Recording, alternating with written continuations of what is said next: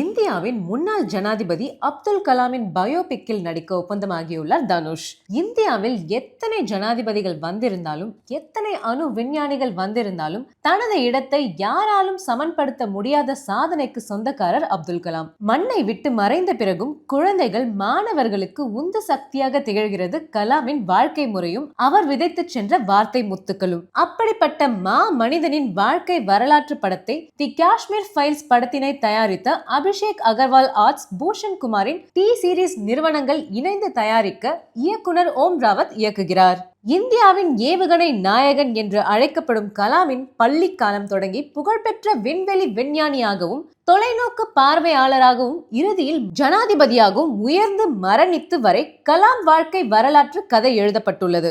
இந்த வரலாற்று நாயகன் கதாபாத்திரத்தில் தனுஷ் நடிக்க ஒப்பந்தமாகியுள்ளார். கான்ஸ் திரைப்பட விழாவில் இதற்கான அதிகாரப்பூர்வ அறிவிப்பு வெளியிடப்பட்டுள்ளது. இந்தியாவின் நட்சத்திர நடிகர்களில் ஒருவரான தனுஷ் டாக்டர் கலாம் வேடத்திற்கு பொருத்தமானவராக இருப்பாரா என்ற கேள்வி இப்போதே வட்டமடிக்க தொடங்கியுள்ளது. ஆனால் இது தேவையற்ற சந்தேகம்.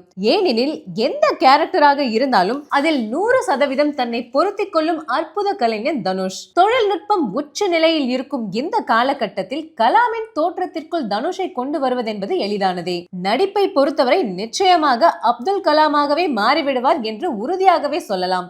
ஆக தனுஷ் கரியரில் கலாம் படம் ஒரு மறக்க முடியாத அனுபவமாக அமைய போவது நிச்சயம். ஏற்கனவே அருண் மாதேஸ்வரன் இயக்கத்தில் இளையராஜா பயோபிக்கில் தனுஷ் நடிக்கும் வேலைகள் நடந்து வரும் நிலையில் மீண்டும் ஒரு வாழ்க்கை வரலாற்று படத்தில் நடிக்க தனுஷ் ஒப்பந்தமாகியுள்ளது சக ஹீரோக்களின் புருவத்தை உயரச் செய்துள்ளது.